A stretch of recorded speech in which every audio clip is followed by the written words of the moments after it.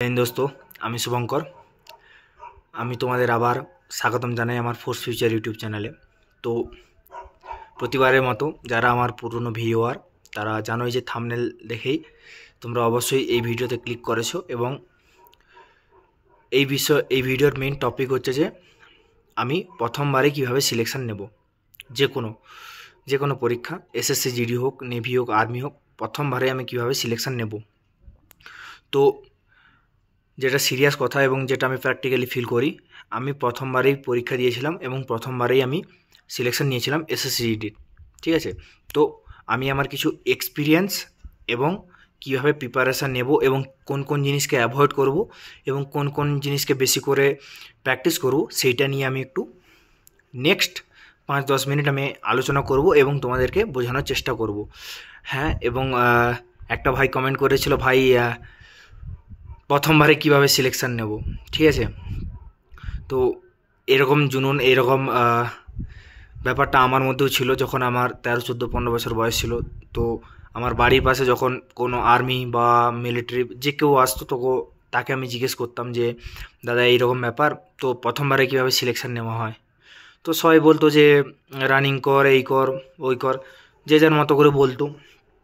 তো আমিও এখন একজন জব করছি, আমি একজন 2023-এর ভর্তি আইটিবিপির জওয়ান।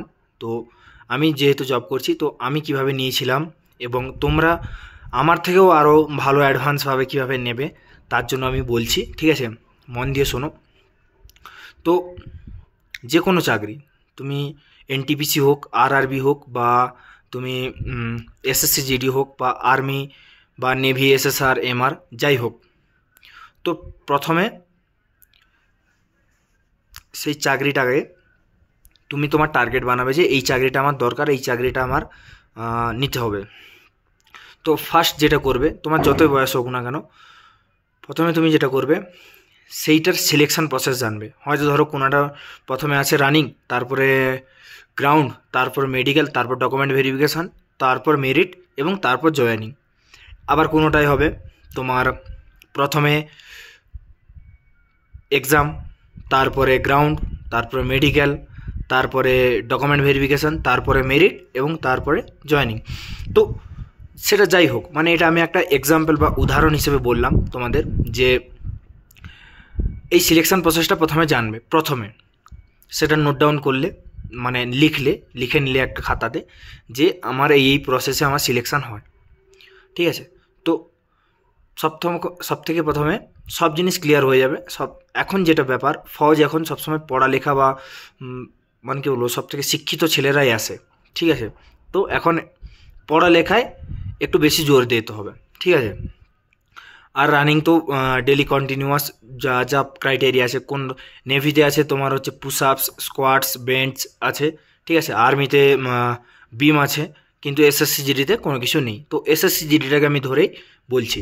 ঠিক আছে, তো প্রথমে এসএসসি জিডি সব থেকে যেটা হার্ড হয় সেটা হচ্ছে যে তোমার এক্সাম। ঠিক আছে, তো একটাই কথা বলবো, এক্সাম তোমাকে কীভাবে পাস করবে। এক্সাম পাস করার জন্য প্রথমে তোমাকে জানতে হবে কোন কোন বিষয়ে পরীক্ষা হয়। 4টে বিষয়ে পরীক্ষা হয়: ম্যাথ, রিজনিং, জিকে আর জিকে আর হচ্ছে গ্রামার। ঠিক আছে, জিআই মানেই রিজনিং। এইবার একটা কী কথা বলি, যে তুমি ইউটিউবে সার্চ করবে আমার এই চারটে সাবজেক্ট পরীক্ষা হচ্ছে, তো 4টে সাবজেক্টের সিলেবাস কী। প্রতিটা সাবজেক্টে প্রায় 18 থেকে 20টা পর্যন্ত তোমার মানে কী বলবো চ্যাপ্টার থাকে প্রতিটা সাবজেক্টে। মানে তুমি 20টা যদি সিলেবাস করে ধরে রাখো, তো চারটে সাবজেক্টে 20 × 80টা চ্যাপ্টার পাবে। ঠিক আছে, কিন্তু একটাই কি বলবো, জিকে জিএসের কোনো মানে ঠিক ঠিকানা নেই। 7,000 পড়লে 7টাও আসতে পারে, আবার নাও আসতে পারে, এবং 7 কোটি পড়ে গেলে হয়তো একটা পড়বে কিনা তারও ঠিক নেই, কিন্তু কমন পড়তে পারে। ঠিক আছে, সেটা ভালো করে পড়ে গেলে পাওয়া যাবে। তাই জিকে বা জিএসের মানে জেনারেল নলেজ বা জেনারেল সায়েন্সের কোনো মানে লিমিটেড কোনো সিলেবাসে নেই। ঠিক আছে, কারণ ওর মধ্যে কারেন্ট অ্যাফেয়ার্সও আছে। তো এবারে কি বলি, জিকে যাদের রপ্ত করা আছে 8 to 10 ভালো করে জিকে পড়ে নেবে ফার্স্ট। সেকেন্ডলি তোমার ম্যাথ আছে, রিজনিং আছে, আর হিন্দি আছে। অবশ্যই আমার চ্যানেলে গিয়ে তোমরা দেখতে পারো, আমি প্রতিটা চ্যাপ্টার ওয়াইজ লিখে আমি খাতায় লিখে ভিডিও বানিয়ে দিয়েছি, তোমরা গিয়ে দেখতে পারো। এবং একটা কি কথা বলি, কখনোই এসএসসি জিডির সিলেবাস চেঞ্জ হয় না, ঠিক আছে? সিলেবাস চেঞ্জ হয় না। হয়তো মার্কসের আগে 100 নম্বরের পরীক্ষা হতো, এখন 160 মার্কের পরীক্ষা হয়।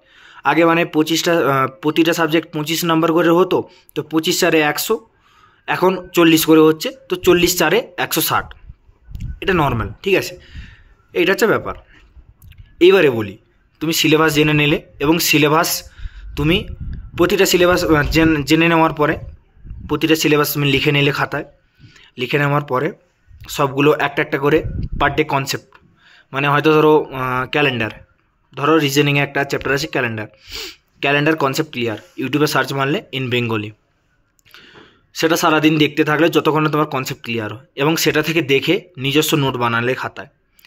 এরপরে তোমার কাছে কোনো বইও নেই, তখন তুমি কি করবে, যে লিখবে যে ক্যালেন্ডার ম্যারাথন ইন বেঙ্গলি বা হিন্দি সবাই বুঝতে পারে প্রায় এখন, ঠিক আছে? তো সেটা করবে। এটা হলো এইভাবে তুমি প্রতিটা মানে হিন্দি, তারপরে ম্যাথ, জিকে, জিএস, এইভাবে তুমি প্র্যাকটিস করতে পারো। এরপরে কি, তুমি যখন 4টেতে ভালো মতো 30 থেকে 70% মধ্যে থাকবে, মানে 30% যখন তোমার হয়ে যাবে, তখন থেকেই তুমি কিন্তু কি করবে, তুমি টেস্ট দেওয়া শুরু করবে, ঠিক আছে? এবার তুমি টেক্সট বুক বলে একটা অ্যাপ আছে, ওই অ্যাপের মধ্যে তুমি পেয়ে যাবে। আর যদি না পাও তাহলে তুমি ইউটিউবে গিয়ে তুমি ওর টেস্ট সার্চ করে তুমি ইউটিউবে অনুসারে তুমি ম্যাথের করতে পারো। ম্যাথ বলতেছি, সব পুরো যে 4টে সাবজেক্টে তুমি মক টেস্ট দিতে পারো এবং কত নাম্বার আসে সেটা দেখতে পারো, ঠিক আছে? তো এটা বললাম আমি পড়াশোনার বিষয়। এরপরে কি অ্যাভয়েড করতে হবে এবং কি কি করতে হবে আমি সেটা বলি। যেটা অ্যাভয়েড করতে হবে সেটা হচ্ছে যে ফার্স্ট, একটা হয় ভালো বন্ধু, একটা হয় খারাপ বন্ধু, ঠিক আছে? আর একটা হয় ভাট বোকা বন্ধু। তো 2 ধরনের বন্ধুকে বাদ দিতে হবে, শুধুমাত্র ভালো বন্ধুকে রাখতে হবে, এবং ভালো বন্ধুকেও শুধুমাত্র প্রয়োজনেই কথা বলতে হবে, ঠিক আছে?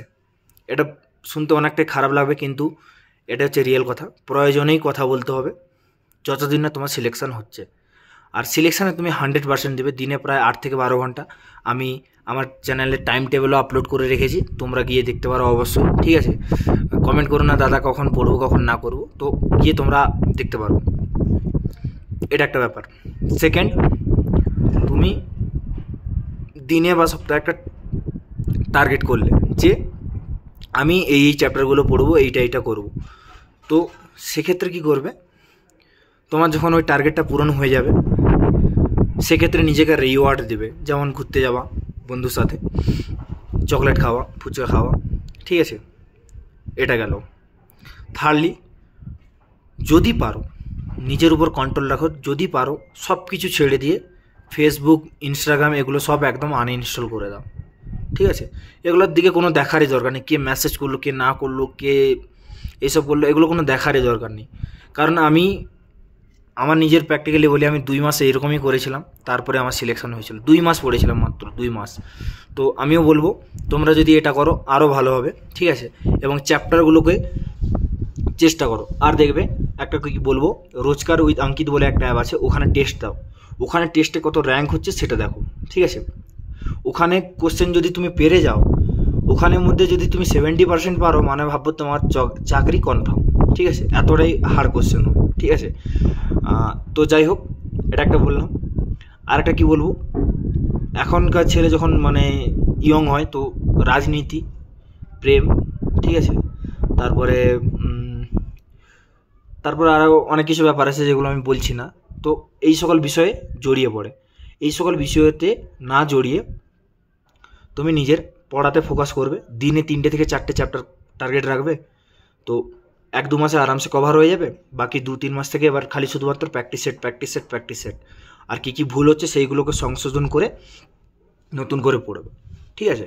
তো এইভাবেই তুমি কিন্তু সিলেকশান নিতে পারবে, নাহলে কিন্তু সিলেকশান নিতে পারবে না। আর যত পারবে সোশ্যাল মিডিয়া থেকে দূর। আর শুধুমাত্র ইউটিউব ইনস্টল করে রাখবে, যা ইউটিউব তুমি শুধুমাত্র ক্লাস করতে পারো, মোটিভেশান ভিডিও দেখতে পারো, গাইডলাইন নিতে পারো, ঠিক আছে? এইগুলোর জন্যই। এবারে অন্যান্য যে ভাট বকা মানে এডিটিং, তারপরে কী বলবো, গেমিং, ঠিক আছে, এই সকল ব্যাপার থেকে দূরে থাকো। ফ্যাশান, এগুলো থেকে ভাই দূরে থাকো। দেখো আমিও কিন্তু একটা নর্মাল ছেলে, আমার এখন 21 বছর বয়স, ঠিক আছে, 19 বছর বয়সে আমি জব পেয়েছি। তো আমি কিন্তু এইরকম মানে বাস্তব জীবনটাকে এইভাবেই আমি চালাই, যার জন্য আমি মানে অন্যান্য বন্ধুদের থেকে আগে আমি জব পেয়েছি, ঠিক আছে। তো আমিও বলবো যে তোমরাও এইগুলো মানে ফোকাস করো, নাহলে কিন্তু মানে কী বলবো, দিন পর দিন তোমার কী বলবো যে প্রতিযোগিতাটা সেটা বাড়ছে। আজকে তুমি ক্লাস 10-এ যোগ্যতার উপর এসএসসি জিডি নিচ্ছে, তো সেক্ষেত্রে আজকে 25,000 যদি ভ্যাকেন্সি বাড়ায়, তো সেক্ষেত্রে 50 লাখ ভ্যাকেন্সি বেরাচ্ছে, 50 লাখ ফর্ম ফিল আপ হচ্ছে।